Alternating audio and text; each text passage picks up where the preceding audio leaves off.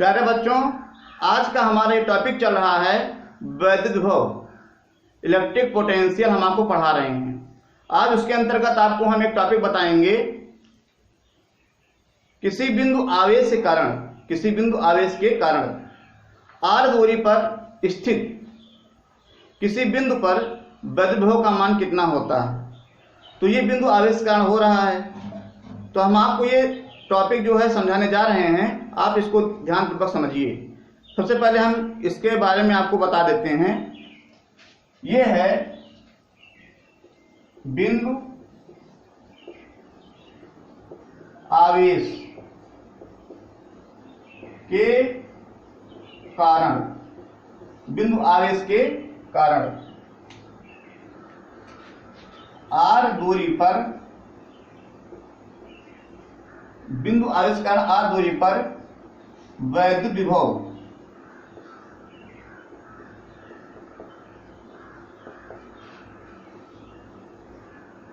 यह सूत्र बहुत ही इंपॉर्टेंट है, आपको हम समझाने जा रहे हैं। आप समझ में आएगा, निश्चित रूप से आएगा। आप ध्यानपूर्वक समझिए।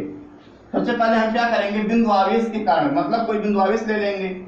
मान लिया ये आपने ले लिया क्या, बिंदु आवेश, ये आवेश ले लिया Q, ये आवेश Q हो गया। और इससे r दूरी पर, ये दूरी कितनी है, r दूरी पर, यहां कोई बिंदु क्या ले लिए, P ले लिए। इसी बिंदु पर क्या ज्ञात करनी है, वैद्युत विभव, मतलब Vp। Vp मतलब इस P बिंदु पर वैद्युत विभव ज्ञात करनी है। तो हम मान लेंगे कोई आवेश है, कोई अन्य आवेश है जो कहां से आ रही है, अनंत से आ रही है। ये अनंत से आ रहा है, कोई आवेश है, मान लीजिए आवेश है स्मॉल q। अब यह जो है इस विद्युत क्षेत्र में आएगा, इस आवेश के पास आना चाहता है। अगर ये आवेश, इस आवेश, यह आवेश जो प्लस q है, इसके आवेश के पास आना चाहता है, तब उसके ऊपर एक एक्स्ट्रा बल लगाना पड़ेगा और इसको इधर विस्थापित होना पड़ेगा। अब दो बातें आ गई, इसको इधर लाने के बाद, क्योंकि ये जो आवेश ए भी प्लस है, ये इसको क्या करेगा, प्रतिकर्षित करेगा, इसको उधर बाहर की तरफ ले जाएगा। और ये इधर आना चाहता है, तो इसको क्या करना पड़ेगा, एक्स्ट्रा एक बल देना पड़ेगा और बल के साथ इसको विस्थापित होना पड़ेगा। और बल हुआ, विस्थापित भी हुआ। बल विस्थापित मतलब हुआ कार्य होगा, क्या होगा, कार्य होगा। और जो ये Q आवेश है, ये Q आवेश क्या करेगा, आवेश हमेशा वैद्युत क्षेत्र उत्पन्न करता है। क्या उत्पन्न करता है, वैद्युत क्षेत्र। स्थिर आवेशों के कारण ही, स्थिर आवेशों के कारण क्या उत्पन्न होता है, वैद्युत क्षेत्र उत्पन्न होता है। तो यह वैद्युत क्षेत्र उत्पन्न हो जाएगा। तो हम अब यहां से ये जो है इधर आएगा, तो हम लिखेंगे, यहां ध्यानपूर्वक समझिए,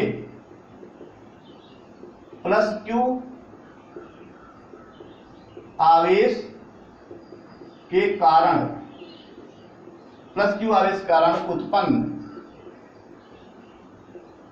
वैद्युत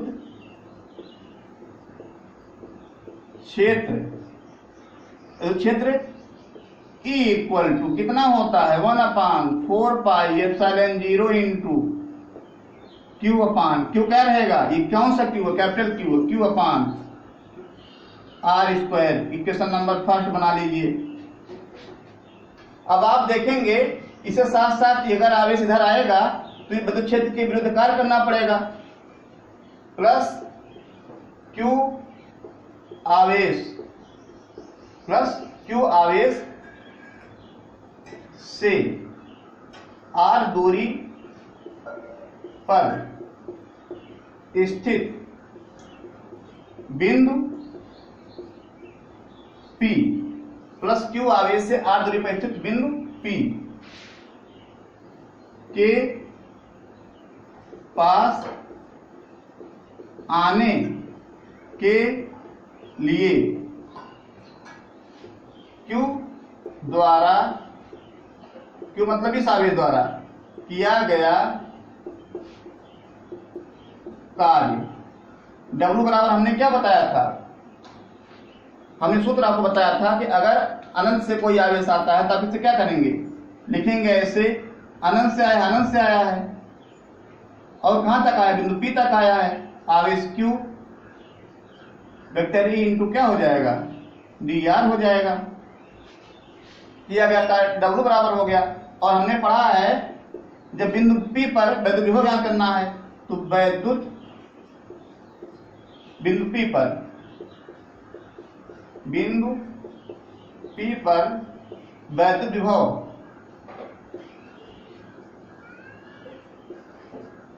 विभव का मान कितना होता है? वैद्युत विभव का मान कितना होता है बताइए? कार्य अपान क्या होता है? आवेश। तो इस बिंदु P पर कौन सा आवेश आ रहा है? कार्य कितना हुआ है? -q एप्सिलॉन इंफिनिटी टू कितनी दूरी पर? देखिए अगर ये बिंदु P पर आएगा कितनी दूरी पर इधर रहेगा, कितनी दूरी बचेगा? r दूरी बचेगा और ये हो जाएगा E dr अपान आवेश कितना है? q है। अच्छा हमने Vp इक्वल टू वेक्टर क्यों हटा दिया? क्योंकि जो विभव होता है कैसी राशि होती है? अदिश राशि होती है। तो हमको अदिश के रूप में गणना करना है। विभव कैसी राशि होती है? अदिश है, इसलिए हमको अदिश के रूप में ही गणना करना है। तो हम ऐसा कर लेंगे इसको। अब आप इसकी सम इतना आ गया होगा, ले देंगे Vp इक्वल टू कितना?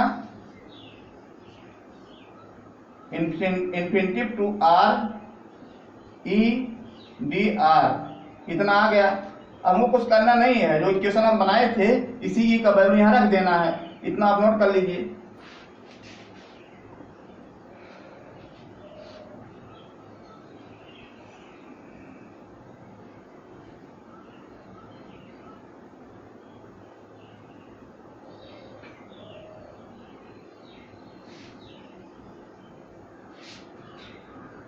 तो आप देखेंगे Vp इक्वल टू, देखिए E का वैल्यू कितना हो जाएगा? हमने लिखा था E का वैल्यू 1/4 पाई एप्सिलॉन 0 इंटू Q अपान R स्क्वायर, यही तो लिखे थे। और इंटू क्या हो जाएगा? dr। अब हमको ये देखने से पता लग रहा है कि यहाँ dr मतलब r के सापेक्ष समाकलन करना है, इसलिए हमको r ही लेना है। अदर जो होंगे तो कांस्टेंट मान लेंगे। तो r को लेना है तो ar हो गया, तो कांस्टेंट मान लेंगे। लिख देंगे Vp माइनस Q बाहर आ जाएगा अपान कितना? 4 पाई एप्सिलॉन 0, भी बाहर आ गया। इंफिनिटी टू कितना?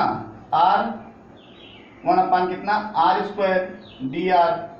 अब जो बच्चे मैथ पढ़ने वाले हैं वो समाकलन करना जानते हैं, और जो नहीं है उनको भी बता दे रहे हैं। ऐसे होता है, देखिए समाकलन का सूत्र लिख दे रहे हैं, x⁻n dx। अगर इसे समाकलन निकालना हो तो आप क्या करेंगे? लिखेंगे यहाँ x⁻n + 1 अपान कितना? n + 1। तो ये जो पावर होता है ऊपर प्लस हो जाता है, नीचे n + 1 हो जाता है। इस तरीके से आप सूत्र लगाएंगे। आप लिख दे रहे हैं आप इसको Vp equal to -Q upon 4 pi epsilon 0 infinity to R, दे देंगे। R के पावर ऊपर जाने पर -2 हो जाएगा, dr हो जाएगा। अब क्या करेंगे? यही ऐसे ही करेंगे। देखिए यहाँ x है, यहाँ R है, तो R जगह ऐसे लिख देंगे Vp equal to -Q upon 4 pi epsilon 0 infinity to R। अब इसको जो समाकलन करना है तो ऐसे कर लेंगे। अब कर दे रहे हैं समाकलन। इसका ले देंगे कितना? R -2, देखिए, और प्लस कितना ले देंगे? 1, और -2 + 1 R इंफिनिटी टू R, ऐसे लिख देंगे। Vp equal to -Q upon 4 pi epsilon 0। तो यहाँ कितना आ जाएगा बच्चों? कितना जाएगा? R के पावर -1 अपान कितना? -1 R इंफिनिटी टू R ऐसे पढ़ा जाता है। तो ये देखिए माइनस है तो माइनस ये भी है, माइनस ये भी है, माइनस क्या हो जाएगा? प्लस हो जाएगा। ये माइनस कैंसिल हो जाएगा, प्लस हो जाएगा। Vp equal to Q upon 4 pi epsilon 0। ये कितना बचेगा? R के power -1 infinity to R। Vp equal to Q upon 4 pi epsilon 0। अब इसको क्या लिख सकते हैं? 1/r लिख सकते हैं। इंफिनिटी टू R हो जाएगा। अब अगर इसको ब्रैकेट को ओपन करेंगे तो कैसे करेंगे, पहले अपर लिमिट का वैल्यू रखेंगे, माइनस कर देंगे और लोअर लिमिट का वैल्यू रख देंगे। Vp इक्वल टू, ध्यानपूर्वक समझिए, Q upon 4 pi epsilon 0। Upper limit का वैल्यू R है तो R ही रहेगा, माइनस लगा देंगे, 1 अपान कितना हो जाएगा, इन्फिनिटिव हो जाएगा। तो आप क्या बता, हम देख रहे हैं कि Vp इक्वल टू कितना है, Q अपान 4 पाई एप्सिलॉन 0 इंटू 1 अपान R माइनस 1 अपान इन्फिनिटिव है। ये वैल्यू रखने पर हमको प्राप्त हुआ। तो हम क्या करेंगे, अब हम इसका वैल्यू निकाल देंगे, कितना हो जाएगा, Vp equal to Q upon 4 pi epsilon 0 इंटू 1 अपान R है तो 1 अपान R ही रहेगा ये, और इसका वैल्यू देखिए इन्फिनिटिव से भाग देंगे तो कितना आ जाएगा, 0 आ जाएगा। कितना आ गया वैल्यू इसका, Vp equal to Q upon 4 pi epsilon 0 इंटू 1 अपान R। ये हमको किसी बिंदु आवेश के कारण वैद्युत विभव का प्राप्त हो गया। किसी बिंदु आवेश के कारण क्या प्राप्त हो गया, वैद्युत विभव प्राप्त हो गया। तो ये आपका फार्मूला बन गया। इस फार्मूले के आधार पर हम एक बात निकाल सकते हैं, एक फैक्ट हमें पता लग सकता है। क्या लग सकता है कि अगर हम दूरी ज्यादा बढ़ा देंगे तो वैद्युत विभव का मान क्या होगा, कम होता चला जाएगा।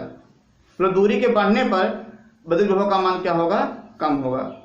मतलब वैद्युत विभव जो है दूरी के व्युत्क्रमानुपाती होता है।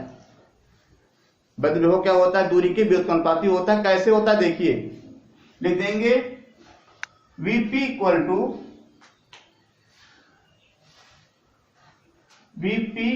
Equal to Q upon 4 pi epsilon 0 इंटू 1 अपान R। हमें पता है कि ये जो वैल्यू दिया गया, ये वैल्यू, ये कांस्टेंट वैल्यू है। इस कांस्टेंट वैल्यू को अगर हमें हटा दे, इसको सर्किल मत करिएगा, समझाने के लिए किया गया है। इसको हटा दें हम Vp, तो अगर कांस्टेंट को हटाते हैं तो क्या लेते हैं, ऐसे प्रपोर्शनल लगाते हैं। देखिए क्या आ गया, ये आगे व्युत्क्रमानुपाती हो गया। इससे निष्कर्ष क्या निकला कि अगर हम दूरी को बढ़ाएंगे तो विभव का मान कम होता जाएगा। तो अगर ये फैक्ट, ये पॉइंट आप समझ में अच्छी तरीके से आ गया हो तो आप जो है इसका अभ्यास बार बार करिएगा। जो आपके फ्रेंड हैं उनके पास भी इस वीडियो को भेजिएगा, शेयर करिएगा, जिससे कि वो भी अधिक लाभ उठा सकें। अगर आपको अच्छा लगे तो इस चैनल को सब्सक्राइब भी कर लीजिएगा और अपने फ्रेंडों से भी कहिएगा कि वो भी सब्सक्राइब कर लें, जिससे आने वाला जो वीडियो होगा, जो हम वीडियो अपलोड करेंगे, वो आप तक आसानी से पहुंच जाएगा। अगर आपको कोई प्रॉब्लम आए तो कमेंट भी करिए और चैनल को लाइक भी कर लिया करिए। Thank you for watching this video.